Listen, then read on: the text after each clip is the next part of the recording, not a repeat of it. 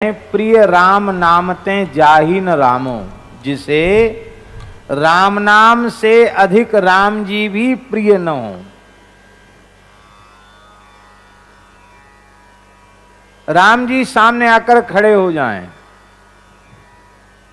और कह दें कि देखो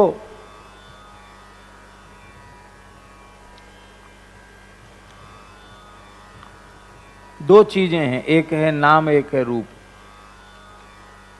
या तो नाम को ही ले लो या हमको ले लो। कोई आकर कह दे नाम निष्ठ से कि तुम राम राम करना छोड़ दो, राम जी मिल जाएंगे, कहते हमको राम जी से मिलने नहीं, हमको राम जी का दर्शन चाहिए ही नहीं, हमको नहीं मिला राम जी से।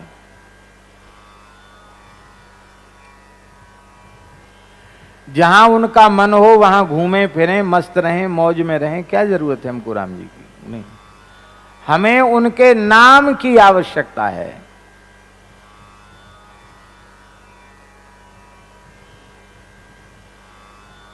उनकी राजी हो दर्शन दें, उनकी राजी हो दर्शन न दें, उनकी इच्छा, पर उनका पवित्र नाम कभी छूटे नहीं। अखंड अहर्निश तैर धारावत अविच्छिन्न भाव से नाम की धारा बहती रहे। नाभाजी ने अग्र स्वामी जी के चरित्र में कहा, रसना निर्मल नाम मनहु बरसत धाराधर। जैसे सावन भादों में भयंकर काली काली घटा मेघ की छा जाए और घनघोर वर्षा होने लग जाए, भयंकर झड़ी लग जाए पानी की। अब तो पानी बरसता ही नहीं महाराज, झड़ी लगती थी तो 8-8 10-10 दिन तक की झड़ी लग जाती, दिनों रात पानी। वन कटते चले जा रहे हैं तो पानी की भी कमी होती चली जा रही है। कहीं अतिवृष्टि हो रही है, कहीं अनावृष्टि हो रही है। उत्तम वर्षा के लिए वनों का संरक्षित होना अत्यंत आवश्यक है। इसलिए अब लोगों की धीरे धीरे समझ में आ रहा, वृक्ष लगाने की बात अब सोची जा रही।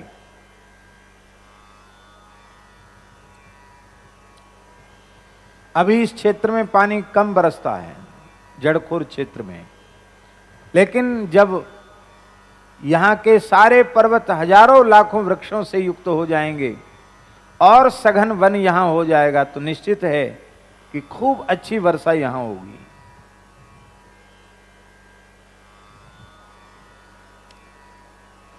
तो हम तो केवल इतना निवेदन करना चाहते हैं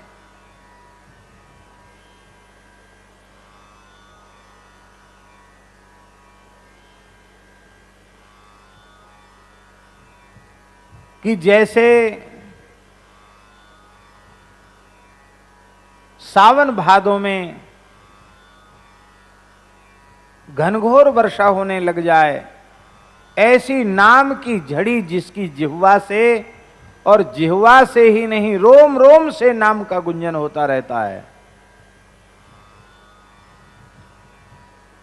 उस भाग्यशाली नाम निष्ठ का जन्म लेना सफल है, उसका शरीर धारण करना सफल है।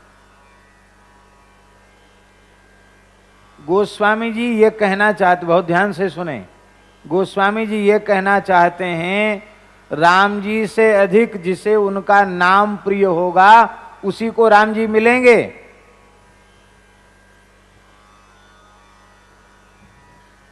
ध्यान में आई बात। ध्वनि, इसमें ध्वनि यह है कि राम जी की प्राप्ति ही उसे होगी, भगवत प्राप्ति ही उसे होगी जिसकी निष्ठा भगवान के स्वरूप से अधिक उनके नाम में है।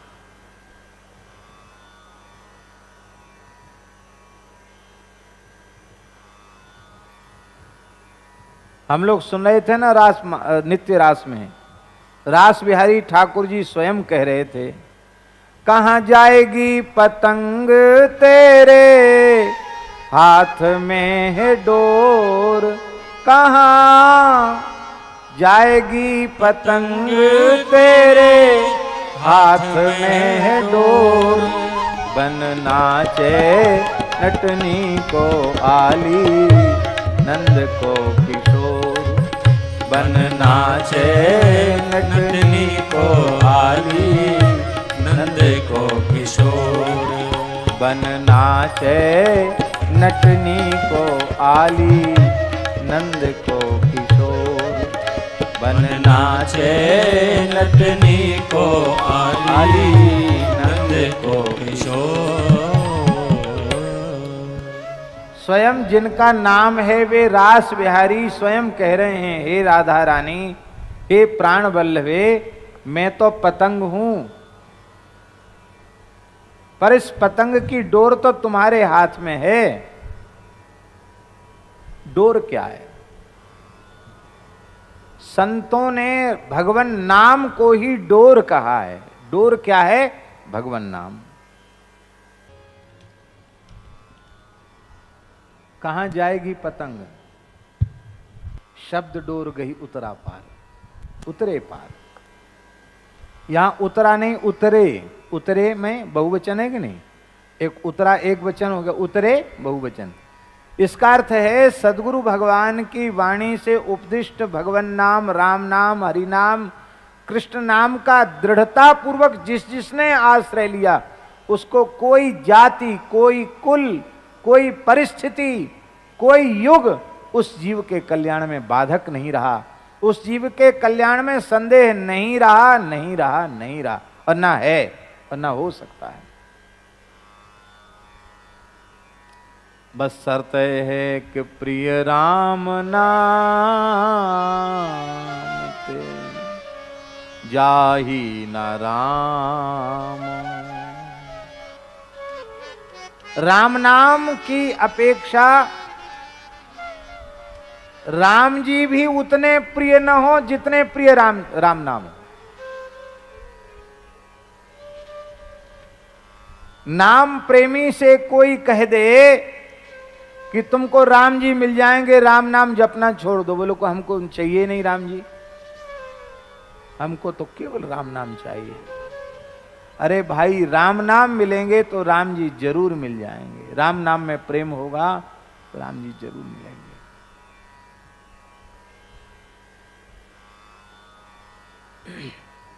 बोप देवी लीला में हम लोगों ने क्या देखा?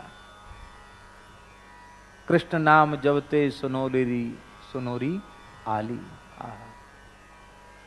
श्री जी तो नित्य प्राण वल्लभा है, नित्य प्रियतमा। उनको कभी मिलना है क्या? अरे दो हों तब मिलना हो, दो तो है ही नहीं। राधाम कृष्ण स्वरूपाम वै कृष्णम राधा स्वरूपिणम कलात्मानम निकुंजस्थम गुरु रूपम सदा भजे। स एव सा ससैवास्ति वंशी तत्प्रेम रूप का। श्री कृष्ण ही राधा हैं, श्री राधा ही श्री कृष्ण हैं। वेद नहीं। लेकिन हम जीवों को लीला के माध्यम से श्री जी दिखा रही हैं, लोगों की समझ में नहीं, और समझने की चीज ही नहीं है महाराज। कलयुग उसी के लिए है जो नाम से विमुख है। नाम का आश्रय जिसने ले रखा है उसके लिए कलयुग बिल्कुल बाधक नहीं। सभी साधनों में युग का दखल है, पर राम नाम रूपी परम जो दिव्यतम साधन है, साध्य भी राम नाम, साधन भी राम नाम, उस राम नाम रूपी साधन में किंचित भी दखल कलयुग का नहीं। एक विशेष बात, भगवान नाम की दिव्य महिमा ऐसी है कि जिसने उनके पवित्र नाम का आश्रय लिया हुआ है, कराल कलिकाल का दुष्प्रभाव भी उसके चित्त पर किंचित भी प्रभावी नहीं हो सकता। इसलिए गोस्वामी जी कह रहे हैं, प्रिय राम नाम ते जाहि न रामो, ताको भलो कठिन कलिकाल हूं। कठिन कलिकाल में उसका भला होगा, अवश्य होगा। आदि मध्य परिणामो, उसे उसके आदि में भी कल्याण, उसके मध्य में भी कल्याण और उसके अंत में भी कल्याण। इसका तात्पर्य है कि उस भाग्यशाली जीव का जिसकी प्रीति राम जी से अधिक राम जी के नाम में है, उसका त्रिकाल में भी अकल्याण संभव नहीं है, उसका सदा सर्वदा कल्याण है। क्योंकि हनुमान नाटक में श्री हनुमान जी महाराज कह रहे हैं, कल्याणानाम निधानम कलिमल मथनम पावनम पावनानाम। समस्त कल्याणों का निधान श्री राम नाम है। और एक विशेष बात कहते हैं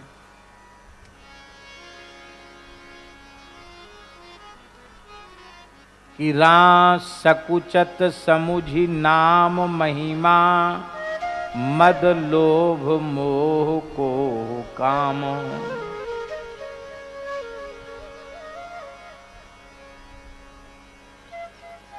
मद जो है अहंकार,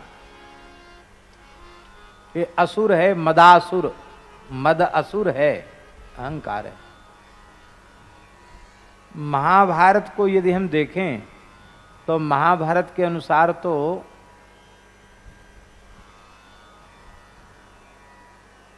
ऐसी कथा आती है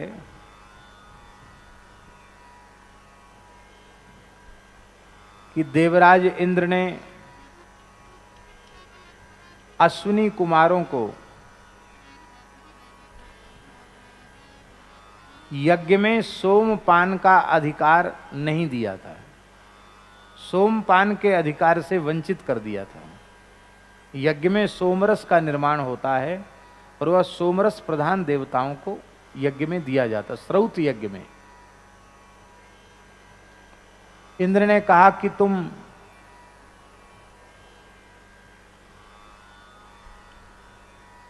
चिकित्सक हो, इसलिए हमारी पंक्ति में बैठकर सोमपान के अधिकारी नहीं हो। बहुत ध्यान से सुने, सोमपान का जो दूषित अर्थ वर्तमान समय में लोग करते हैं वो एक महापाप है।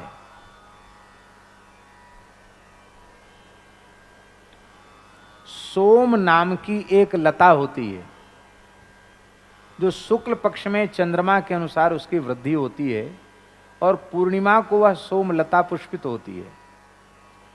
उस लता को वैदिक लोग लेते हैं, उस लता का रस निकाला जाता है, उसमें कुछ यज्ञ की औषधियां डाली जाती हैं और उस अत्यंत पवित्र रस को सोमरस कहा जाता है।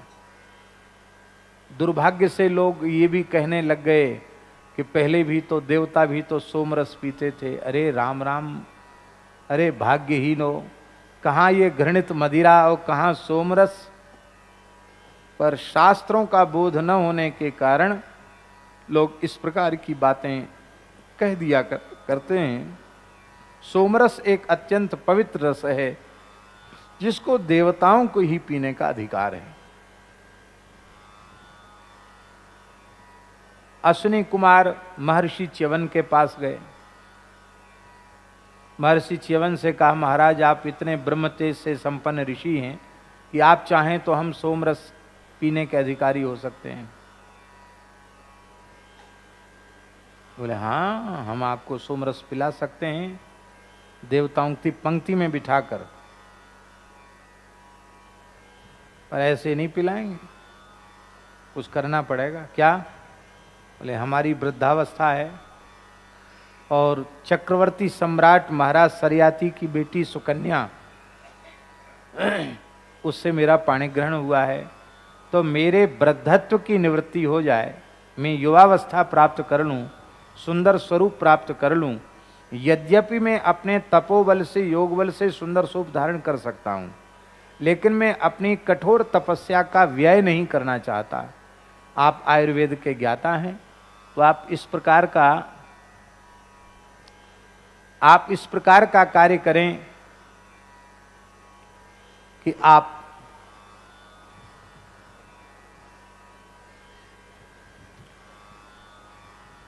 हमें युवा बना दें।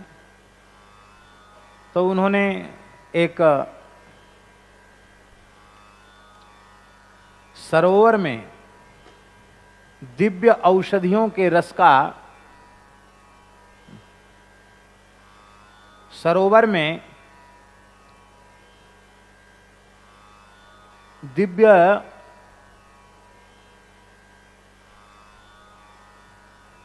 औषधियों के रस का मिश्रण किया। और देखिए औषधियां कैसी कैसी विलक्षण औषधियां हमारे भारतवर्ष की पवित्र धरती पर उत्पन्न हुआ करती थी। उन औषधियों के रस से मिश्रित उस दिव्य सरोवर में महर्षि च्यवन ने अश्विनी कुमारों के सहित प्रवेश किया। और जैसे ही गोता लगाकर जल से बाहर निकले तो आश्चर्य का ठिकाना नहीं रहा। जितने सुंदर स्वरूपवान अश्विनी कुमार हैं वैसा ही स्वरूप च्यवन ऋषि का हो गया। सुकन्या के हाथ में कमल पुष्प की माला दे दी गई और कहा कि तुम चुन लो अपने पति को, अब 3 एक जैसे हैं। उस महान पतिव्रता ने अपने पातिव्रत की शपथ ली, यदि मैंने मनवाणी क्रिया से पातिव्रत धर्म का पालन किया हो, अपने पतिदेव महर्षि च्यवन के अतिरिक्त अपनी बुद्धि को स्वप्न में भी किसी अन्य पुरुष की ओर न दिया हो, तो मेरे सतीत्व के प्रभाव से मुझे वह दिव्य ज्ञान प्राप्त हो जाए जिससे मैं अपने पति के स्वरूप को और इन देवताओं के स्वरूप को अलग अलग करके जान सकूं। जैसे ही उस महान पतिव्रता ने संकल्प किया, उसकी दृष्टि दिव्य हो गई। वो पहचान गई कि इसमें अश्विनी कुमार देवता कौन है और मेरे पति कौन है। महर्षि च्यवन के गले में माला पहनाई। बोले हमारा काम तो हो गया, अब तुम्हें समय आने पर हम बुलाएंगे सोमपान के लिए। विदा कर दे अश्विनी कुमारों को। और अब महर्षि च्यवन ने कहा कि देखो देवी, पहले तो मैं तपोधन ऋषि के रूप में था और अब अत्यंत सुंदर कामदेव को भी लज्जित करने वाला सौंदर्य मुझे प्राप्त हुआ और तुम तो परम सुंदरी हो ही। तब स्वरूप के अनुरूप निवास भी होना चाहिए। आपने अपने योग बल से एक दिव्य महल प्रकट कर दिया, जो देवराज इंद्र के भवन में भी जो भोग सामग्री नहीं है उससे भी विलक्षण भोग सामग्री उसमें थी। और प्रेम से महर्षि च्यवन सुकन्या के साथ वहां निवास करने लगे। राजर्षि सरियाती के मन में भाव आया कि मैं अपनी पुत्री को देख के आऊं। वो जैसे ही आए तो उन्होंने देखा कि यहाँ तो मणियों का प्रकाश जगमगा रहा है, एक सुंदर महल है, स्वर्ण निर्मित महल है। और इस महल में मेरी बेटी एक देवता के साथ बैठकर कुछ खेल रही है, चौसर खेल रही है। सुकन्या ने अपने पिताजी को आया हुआ देखा तो वह दौड़कर पिताजी को प्रणाम करने आई। राजर्षि सरियाती पीछे हट गए। कहा, अरे दुष्टा, तूने पवित्र सूर्यवंश की कीर्ति को कलंकित कर दिया। मैंने एक महान तपोधन ऋषि के साथ तेरा विवाह किया था, वे वृद्ध ऋषि पता नहीं कहाँ चले गए। किस सुंदर युवक को तूने अपने पति रूप में वर्ण कर लिया है। उसने कहा, महाराज, जब मैं सूर्यवंश की कन्या हूँ, आपकी बेटी हूँ, तो आपको ऐसा संदेह मेरे चरित्र पर नहीं करना चाहिए। मैं आपकी बेटी सुकन्या हूँ, आप मेरे पूज्य पिता हैं और ये आपके जामाता महर्षि च्यवन ही हैं। अश्विनी कुमारों की कृपा से ये रूप उन्हें प्राप्त हुआ है। प्रसन्न हो गए अपने जामाता के सुंदर स्वरूप को देखकर। बोले, महाराज, अब तो अयोध्या आओ।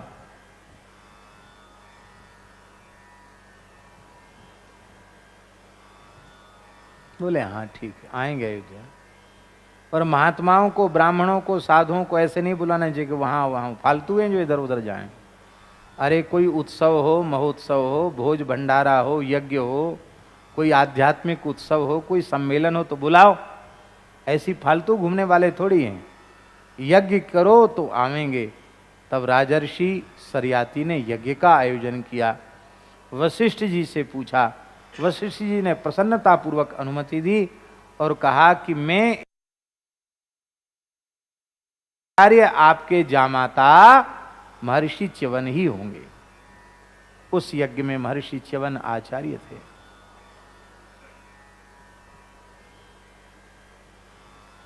बहुत प्रसन्नता है अब तो श्री अयोध्या जी भगवत संकल्प से अपने दिव्य स्वरूप में प्रकट होने वाली है। ये हम सबका परम सौभाग्य है। न जाने कितने लंबे समय से अयोध्या की भूमि प्रतीक्षा कर रही थी कि वह पवित्र अवसर आवे। आज भगवत कृपा से वो अवसर आ गया है। कितने लोगों ने श्री राम मंदिर की बलि वेदी पर अपना आत्मोत्सर्ग किया।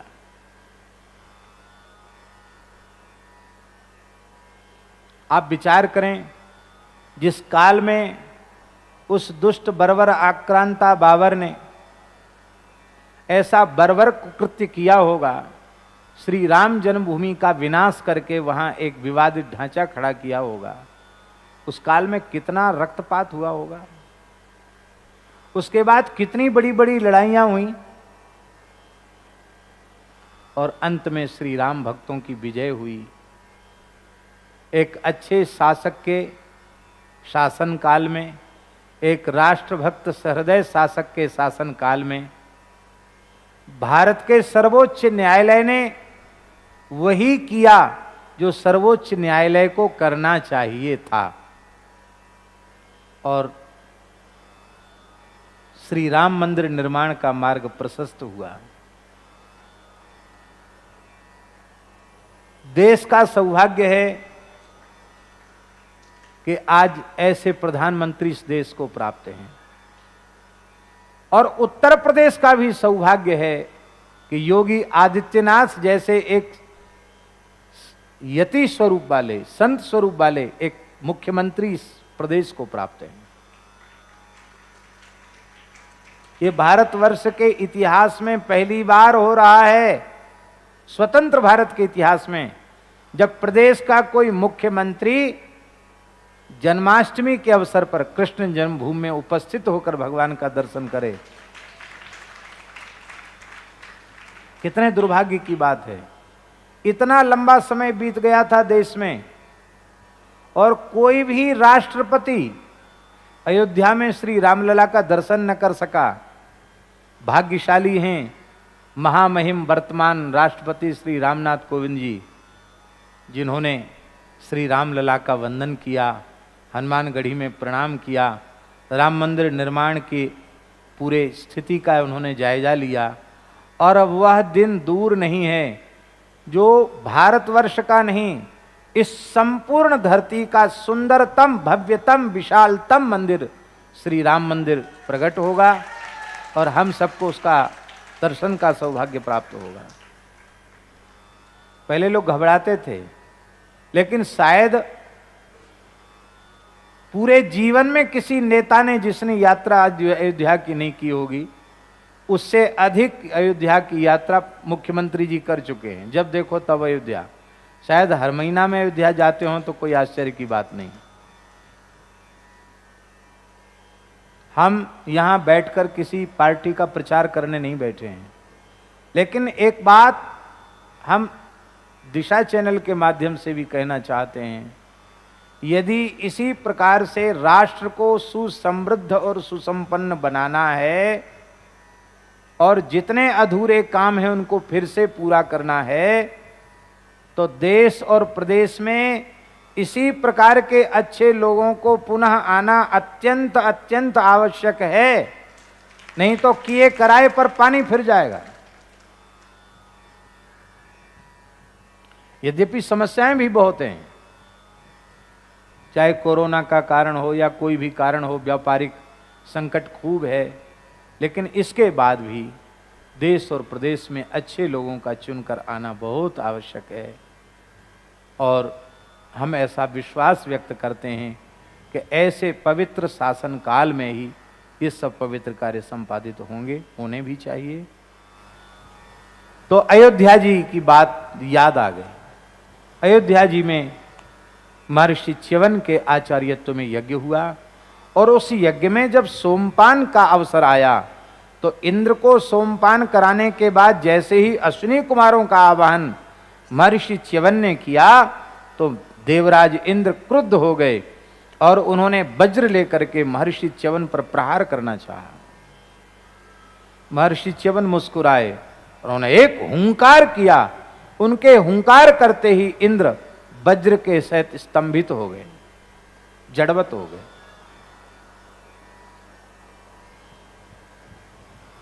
हिलना डुलना तक बंद हो गया। समझ में आ गया एक तपस्वी ऋषि के आगे देवराज की शक्ति भी कुछ नहीं। उसी समय महर्षि च्यवन ने दक्षिणाग्नि में आहुति दी और एक असुर को उत्पन्न किया। उस असुर का नाम था मद। उसका नाम क्या था? मद। देखो, इन सब कथाओं का मतलब यह है कि हमारे भीतर यदि मद है तो हमारे भीतर देवता नहीं बैठा है, हमारे भीतर असुर बैठा है। मद, अहंकार, ये मदासुर उत्पन्न हुआ। ये मद कितना विशाल होता है, महाभारत में लिखा है। इस मदासुर का जबड़ा, तालू, ये नीचे वाला जबड़ा, वो तो धरती पर था, और इसका ऊपर वाला जो जबड़ा है वो आकाश को छू रहा था, स्वर्ग को छू रहा था। इसका मतलब है इस मद का विस्तार धरती से लेके ऊपर के लोकों तक है। उस मद की दाढ़ें कितनी बड़ी बड़ी थी, लिखा है एक एक दांत उसका 100-100 योजन का था, माने 1200 किलोमीटर ऊंचा दांत था उसका। वो बहुत लंबी जिह्वा थी उसकी, 75 योजन की जिह्वा थी उसकी।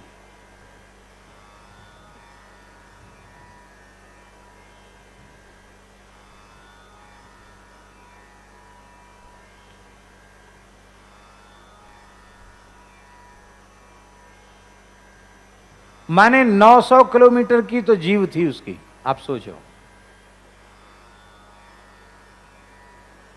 इतना भारी असुर। उसने कहा, बाबा मुझे भूख लगी है, खा जाए इस इंद्र को। इंद्र तो महाराज बोला, महाराज मैं शरण में हूं, मुझे बचाओ। बोले तो तत्काल अधिकार प्रदान करो अश्विनी कुमारों को सोमपान का। बोले महाराज तुम जो कहो सो, सब बात में हाँ जी है। स्वीकार कर लिया, मैं शरण में हूं, मुझे बचाओ, मेरी रक्षा करो। तब मदासुर ने कहा कि अब आप इसको तो मैं खा नहीं सकता, अब मैं कहां जाऊं। तब महर्षि ने उस मद को कई भागों में बांट दिया। वो मद है, अहंकार है। एक तो जवानों को कुछ भाग दे दिया, जवानी का मद। हाथियों को मद दिया जो उनके मस्तक से चूता है। मद झरता जब हाथों की तो हाथी पगला जाते हैं। प्रमदाओं को मद दिया, कामनियों को मद दिया, युवकों को मद दिया। वर्षा काल में नदियों को मद दिया। इससे सिद्ध होता है कि वर्षा काल में हम तैरना जानते हों तो भी हमको बड़े जलाशयों में, नदियों में दुस्साहस नहीं करना चाहिए।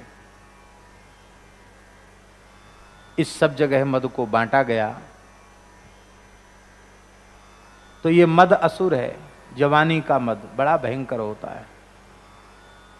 और ये जवानी ज्यादा दिन रहने वाली नहीं है। धन यौवन यों जाएंगे, जेहि विधि उड़त कपूर। नारायण गोपाल भज, क्यों चाटत जग धूर। धन का मद, रूप का मद, विद्या का मद, कुल का मद, शील का मद, शास्त्र ज्ञान का मद। और मद जैसे ही आया नहीं कि हमारा गुण ही हमारे जीवन का दुर्गुण बन जाता है। ये सब कुछ भगवान की कृपा से हमें प्राप्त हुआ है, पूर्वजों के पुण्य प्रताप से प्राप्त हुआ है, गुरुजनों की कृपा से प्राप्त हुआ है। तो हम विनम्रता पूर्वक उसे स्वीकार करें और उस दिव्य गुण के द्वारा अभिमान शून्य होकर पूरे राष्ट्र की, पूरे समाज की सेवा करें। ये तो उत्तम बात है। और हम उसके अहंकार में भर जाएं और अपने से बड़ों का तिरस्कार करने लग जाएं, ये मद है। शासन का मद कैसा होता है, सत्ता का मद कैसा होता है। और शासन सत्ता के मद में कितने कितने भयंकर से भयंकर जघन्य पाप लोग करने लग जाते हैं।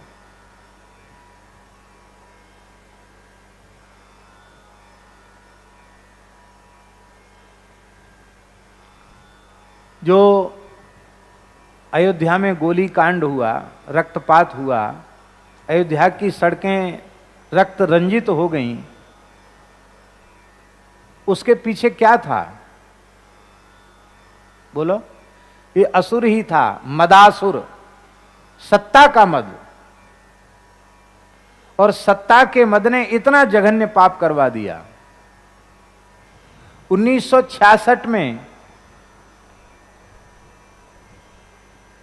सत्याग्रही, गोरक्षा के आग्रही, निहत्थे गोभक्त, उनके ऊपर जो गोलियों की बौछार की गई, वह भी पवित्र गोपाष्टमी तिथि को। वो क्या था? वो सत्ता का मद ही था, और उसका परिणाम भोगना पड़ा। जिसने राम मंदिर के निर्माण का मार्ग प्रशस्त करने के लिए अपने प्रदेश की कुर्सी को, शासन को राम जी के चरणों में समर्पित कर दिया, उस महानुभाव की भी मृत्यु हुई। और उसकी मृत्यु पर कितना देश हृदय से भावुक हुआ है, परम राम भक्त श्री कल्याण सिंह जी। और वो भी मरेंगे जिनके शासन काल में, अमर होके तो कोई आए नहीं, जिनके शासन काल में राम भक्तों पर गोली चलाई गई। अयोध्या जिसका नाम ही है अवध, जिसमें किसी का वध नहीं होता, जो युद्ध के लिए है ही नहीं, जो केवल प्रेम की भूमि है, सौहार्द की भूमि है, उस अयोध्या को रक्त रंजित किया गया। मरेगा तो वो भी। उस समय भी परिणाम सामने उपस्थित हो जाएगा। कितने लोग आहत होंगे, कितने लोग प्रसन्न होंगे, कितने लोग दुखी होंगे, उस समय भी पता चल जाएगा। इसलिए अपने कुल के अभिमान में, जाति के अभिमान में, विद्या के अभिमान में, रूप के अभिमान में, युवावस्था के अभिमान में, शासन और सत्ता के अभिमान में, धन के अभिमान में, मद में, किसी पद प्रतिष्ठा के मद में कभी अपने स्वरूप को भूलना नहीं चाहिए, मनमाना व्यवहार नहीं करना चाहिए। उसका परिणाम जल्दी ही नेत्रों के सामने आ जाता है। विनम्रता में जीना चाहिए, अहंकार में नहीं। तो ये मद असुर है, और ये मद बड़े से बड़े लोगों के भी पीछे लगा रहता है, किसी का पीछा नहीं छोड़ता है। और इतना बलवान ये असुर है कि कोई इससे टक्कर ले नहीं सकता। पर जो राम नाम का आश्रय लेता है उसको मद छू नहीं सकता है। अच्छा, हनुमान जी से ज्यादा बलवान कोई है? बोलो। अतुलित बलधामम हेम शैलाभदेहम दनुज वन कृशानुम ज्ञानिनाम अग्रगण्यम सकल गुण निधानम वानराणामधीशम रघुपति प्रिय भक्तम बात जातन नमामि। पर वो श्री हनुमान जी निरंतर राम नाम का जप करते हैं। सुमिरि पवन सुत पावन नाम, सुमिरि पवन सुत पावन नाम, अपने बस करी राखे राम, अपने बस करी राखे राम। वो हनुमान जी निरंतर श्री राम नाम का जप करने वाले। राम नाम की दिव्य महिमा ऐसी है कि हनुमान जी को मद छू नहीं सकता है।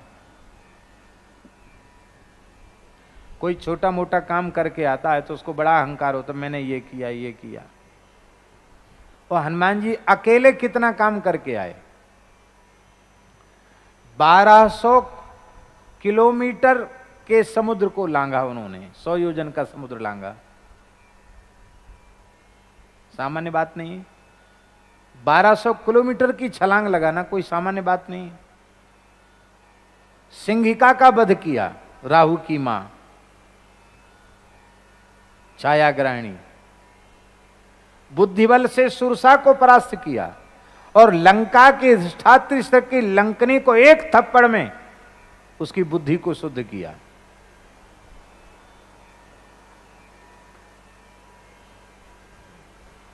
पंच सेनाग्रगान हत्वा, वाल्मीकि रामायण में लिखा है, सप्त मंत्री सुतान अपी, 5 सेनापतियों का वध किया उस युद्ध में उन्होंने, प्रथम यात्रा में हनुमान जी ने। 7 मंत्री पुत्रों का वध किया। सूरमक्षम च निष्पिष्य ग्रहणम समुपागमत, अक्षय कुमार को पीस डाला। बड़ा प्रचंड बलवान था अक्षय कुमार, रावण का पुत्र, उसको मार दिया। लंका में आग लगा दी। 80,000 किंकर नामधारी राक्षसों का वध कर दिया। वाटिका को उजाड़ दिया, लंका में आग लगा दी और रावण के दरबार में रावण को लज्जित कर दिया। इतना काम करके हनुमान जी आए, पर हनुमान जी में कर्तापने का अहंकार बिल्कुल नहीं है। ये राम नाम की महिमा है। यहां तक कि हनुमान जी ने राम जी को बताया तक नहीं कि मैं क्या करके आया हूं। पवन तनय के चरित सुहाए, जामवंत रघुपति सुनाए। श्री जामवंत जी ने राम जी को, हनुमान जी के चरित्र को सुनाया। राम जी ने पूछा जामवंत जी से कि आप भी साथ में गए थे क्या? बोले नहीं नहीं, हम नहीं गए थे, हमको तो जो हनुमान जी ने बताया वो हम आपको बता रहे हैं। राम जी ने कहा, हनुमान जी आपकी ही वाणी से हम सुनना चाहते हैं, आप क्या करके आए हैं? हनुमान जी ने कहा, शाखा मृग के बड़ी मनुसाई, शाखा ते शाखा पर जाई, नाघि सिंधु हाटकपुर जारा, निश्चर गण बधि विपिन उजारा, सो सब तब प्रताप रघुराई, नाथ न कछु मोरी प्रभुताई। वो सब आपका प्रताप है, मेरा कुछ नहीं है। ता कहूं प्रभु कछु अगम नहीं, जा पर तुम अनुकूल, प्रभु प्रभाव बड़वान नहीं, जारी सके खलु तूल। इसलिए गोस्वामी जी ने लिखा है, बोला बचन विगत अभिमाना, विगत अभिमाना। हनुमान जी को अहंकार नहीं। जो राम नाम का जप करेगा उसमें कभी अहंकार नहीं आएगा। अब कोई कहे हम तो बहुत राम राम करते और अहंकार भी करे, वो झूठ बोलता है, वो भजन करता ही नहीं। राम जी का भक्त होगा वो अभिमान शून्य ही होगा। गोस्वामी जी कह रहे हैं, मद की छाया राम नाम का आश्रय लेने वाले पर नहीं पड़ सकती है, लोभ की छाया नहीं पड़ सकती है। लोभ महाराज बड़ा प्रबल शत्रु है। लोभ, लोभ है सर्व पाप को मूल, सारे पापों की जड़ का नाम है लोभ। क्या कहें, बड़े दुख की बात है, जिस काल में देश स्वतंत्र हुआ 1947 में, उस समय थोड़ा धैर्य रखा जाता, पद का, शासन का, सत्ता का लोभ जैसा उस काल में जगा, उस पर थोड़ा अंकुश लगाया जाता, तो इस भारतवर्ष का विभाजन नहीं होता। भारतवर्ष का विभाजन ये ऐसी समस्या भारतवर्ष के लिए हो गई कि जब तक ये विभाजन की रेखा खिंची रहेगी तब तक शांति आने वाली नहीं है।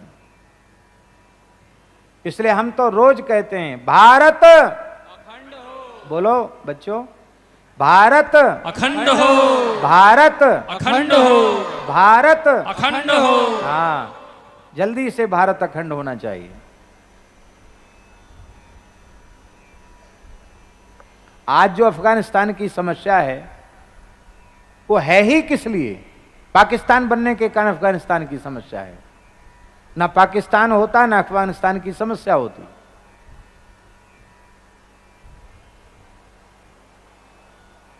हमारा यह देश है, महाराज धृतराष्ट्र की पत्नी गांधारी जिस अफगानिस्तान की ही तो थी, वो गंधार की थी, गांधारी गंधार की थी। हमारे पूज्य गुरुदेव श्री पहाड़ी बाबा महाराज अफगानिस्तान तक पैदल गए जिस समय भारत अखंड था। महाराज जी कहते थे अफगानिस्तान में भी अपने भारतवर्ष के संतों के प्राचीन स्थान थे। अफगानिस्तान में श्री गुरु नानक देव जी तो वहां पधारे ही। ऐतिहासिक गुरुद्वारा था। बड़े सौभाग्य की बात की बड़े आदर पूर्वक गुरु ग्रंथ साहब को लाया गया। भगवान कृपा करें फिर ऐसा अवसर आवे कि जहां से गुरु ग्रंथ साहब पधारे हैं वहां पुनः अपने भव्य रूप में पुनः उनकी प्रतिष्ठा हो।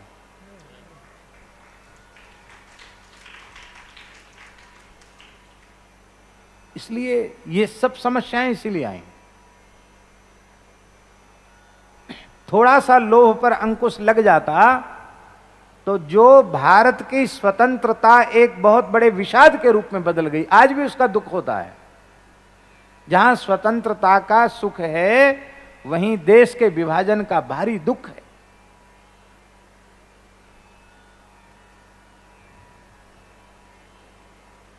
दुख की बात है। लोभ के कारण बड़े बड़े पाप हुए। आज जो गोवध जैसा भयंकर पाप भारतवर्ष की जैसे पवित्र धरती पर हो रहा है उसका कारण क्या है? लोभ ही उसका कारण है। रुपयों का लोभ।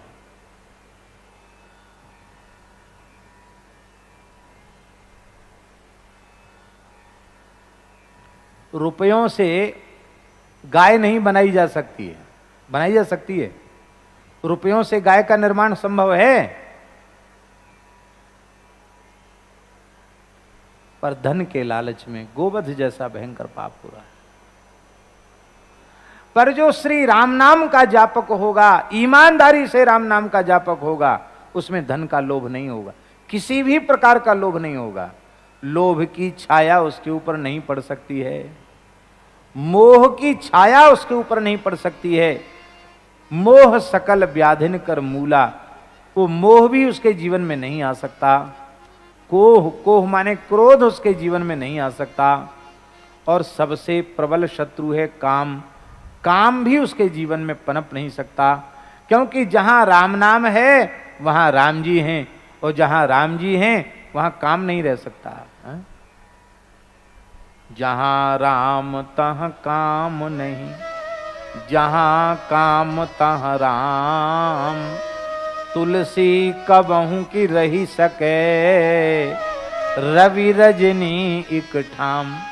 रात्रि और दिन एक साथ नहीं रह सकते, ऐसे ही काम और राम एक साथ नहीं रह सकते। जहां राम नाम है वहां काम का भी स्पर्श नहीं होगा। इसलिए सकुचत समुझी नाम महिमा मद, लोभ मोह को काम। नाम की महिमा समझ करके ये मद, लोभ, मोह, कोह, काम ये संकोच में पड़ जाते हैं, अर्थात नामाश्रयी को छू नहीं सकते। ये राम नाम जप निरत सुजन पर, करथ छाह घोर घामो। है घोर घाम माने गर्मी, प्रचंड धूप भी उसके लिए धूप नहीं रह जाती है, उसके लिए छाया बन जाती है। अर्थात राम नाम का जो सदा जप करते हैं उन पर कड़ी धूप भी छाया कर देती है। अर्थात महान दुख, भयंकर से भयंकर दुख भी उसके जीवन का दुख नहीं रह जाते हैं, उसके जीवन का दुख भी सुख बन जाता है। दुख भी दुख नहीं रह जाता। अब चौथे चरण में तीसरे चरण में गोस्वामी जी बड़ी विचित्र बात कह रहे हैं। कहते नाम प्रभाव सही जो कहे, कौशिला सरोरुह जामो, जो सुनि सुमिरी भाग भाजन भई, सुकृत सील भील भामो। नाम प्रभाव, कोई ऐसा कहे कि नाम के प्रभाव से अमुक जगह पत्थर में कमल पैदा हो गया। बहुत ध्यान से सुने, गोस्वामी जी क्या कह रहे हैं। पत्थर में कमल हो सकता है क्या? पत्थर में कमल हो सकता है क्या? पत्थर में तो कमल नहीं होगा, पत्थर में कमल खिल नहीं सकता। किंतु यदि कोई ऐसा कह दे कि श्री राम नाम की महिमा से पत्थर में कमल खिल गया, तो गोस्वामी जी कहते तुम संदेह मत करो। दूसरा कोई संदेह करे तो करे, तुम मत करो संदेह, क्योंकि राम नाम से असंभव भी संभव हो सकता है।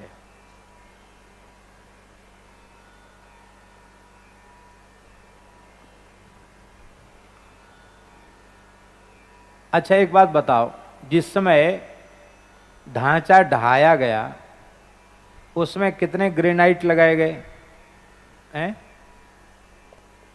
कितने विस्फोटक लगाए गए बोलो? कितने बड़े बड़े यंत्र आए उसको ढहाने के लिए? कितने बुलडोजर आए? और क्या था लोगों के हाथ में? हम दूसरे को विश्वास हो चनो, पर मुझे ये 101% विश्वास है कि उस दिन वो विवादित ढांचा सदा सर्वदा के लिए समाप्त हुआ। उसका एकमात्र कारण था राम नाम की शक्ति। जय श्री राम, और हो गया साहब, पता ही नहीं चला कहां चला गया। नाम की शक्ति से कुछ भी असंभव नहीं। पत्थर में कमल खिल सकता है, तुम संदेह मत करो। राम नाम की महिमा से सब कुछ संभव है। बोले कुछ बताओ ऐसी बात? बोले हाँ है।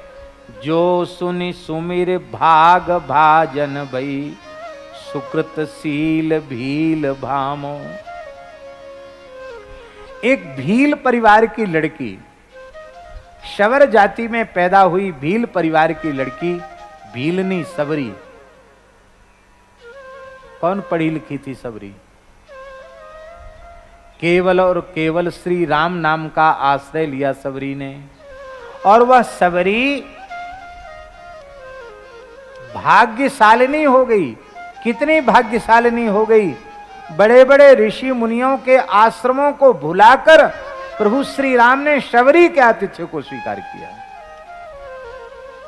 प्रशंसा कर कर के सबरी के दिए हुए फलों को भगवान ने भोग लगाया। ये किसकी महिमा थी? ये राम नाम की महिमा थी। सबरी की महिमा दंडकारण्य में रहने वाले ऋषि नहीं समझते थे, वो नहीं जानते थे। राम जी ने देखा कि इतने बड़े बड़े ऋषि होकर सबरी की महिमा नहीं समझते, शबरी की महिमा का ज्ञान कराना चाहिए इनको।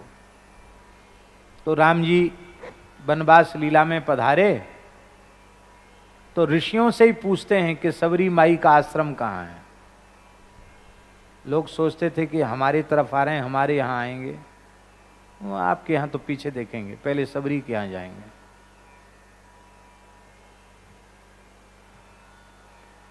और वो जो जंगल में तपस्वी ऋषि थे ना, वो भी एक मत नहीं थे।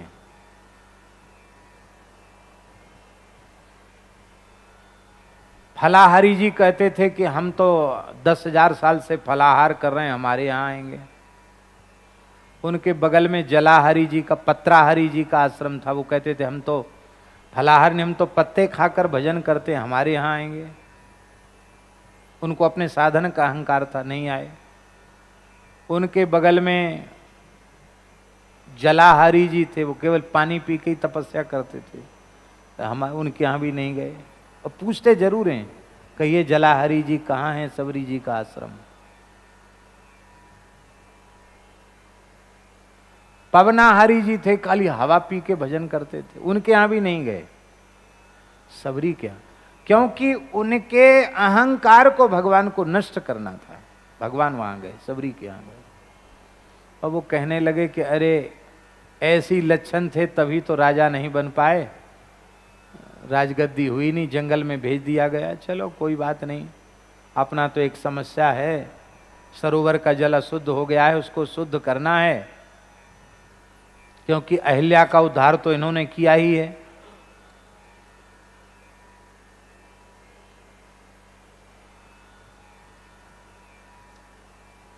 अहिल्या का उद्धार तो इन्होंने किया ही है। तो महाराज अशुद्ध कैसे हुआ था सरोवर का जल? बहुत ध्यान से सुने, बड़ी रहस्यमयी कथा है। शबरी ऋषियों के आश्रम में झाड़ू लगाती थी, सेवा करती थी, उनके लिए लकड़ी कंडे आदि बीन करके रखती थी। एक दिन थोड़ी सी देरी हो गई, एक तपस्वी ऋषि स्नान करके आ रहा था, सबरी झाड़ू लगा रही थी, झाड़ू की एक कंकड़ी उचटकर उसको छू गई, पैर में लग गई।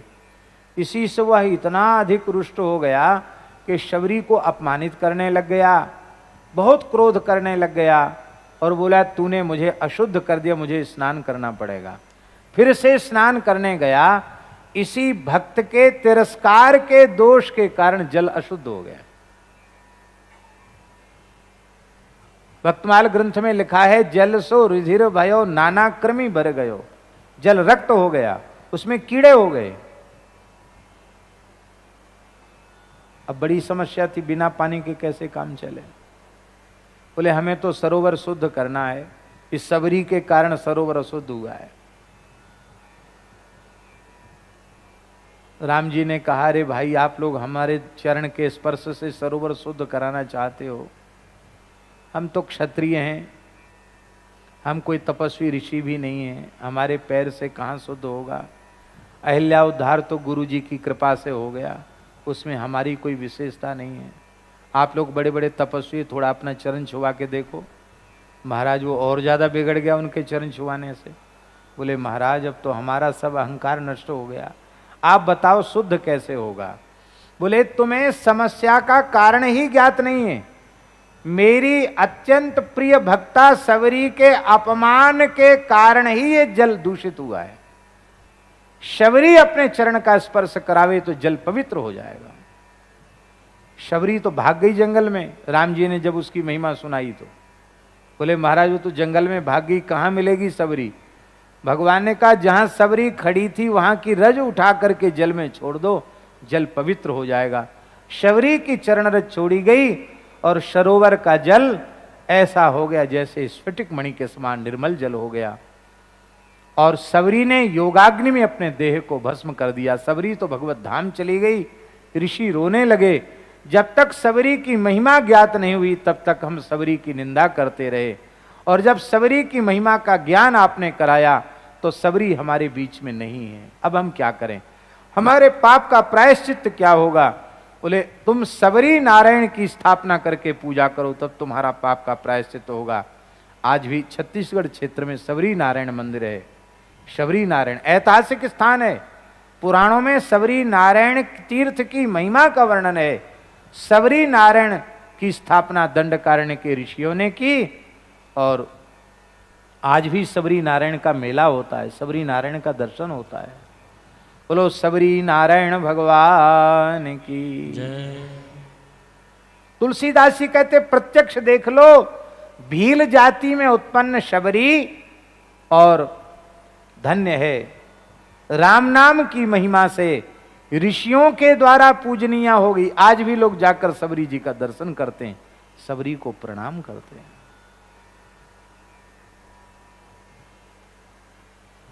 भगवान की भक्ति की महिमा कैसी अद्भुत है, इसका वाणी में वर्णन कर पाना संभव नहीं है। कहते देख लो ये राम नाम की महिमा है कि सो सुनि सुमिर भाग भाजन भई, सुकृत सील भील भामो। भील कन्या सबरी भाग्यशालिनी हो गई, सुकृत का भाजन बन गई, पुण्य का भाजन बन गई, पुण्यवती हो गई।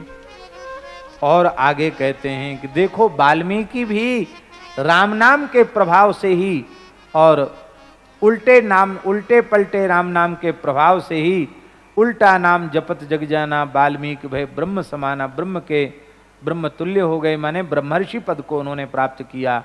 अजामिल के लिए कहते हैं, अजामिल जो अपने कर्म से ही ब्राह्मणत्व उसका नष्ट हो चुका था, लेकिन उसने भी केवल अपने पुत्र के बहाने से नारायण नाम का उच्चारण किया। ऐसा हो गया अजामिल और वाल्मीकि के जीवन में तो कि जैसे कोई घुंघचियों के बदले घुंघचियों के बदले और कोई हीरे जवाहरात का सौदा कर ले, ऐसा हो गया। नाम के प्रभाव से इनका जीवन दिव्य हो गया। इसलिए गोस्वामी जी कहते हैं, राम ते अधिक नाम कर तब, आप प्रत्यक्ष देख लो, कहूं कहां लगी नाम बड़ाई, कहूं कहां लगी नाम बड़ाई,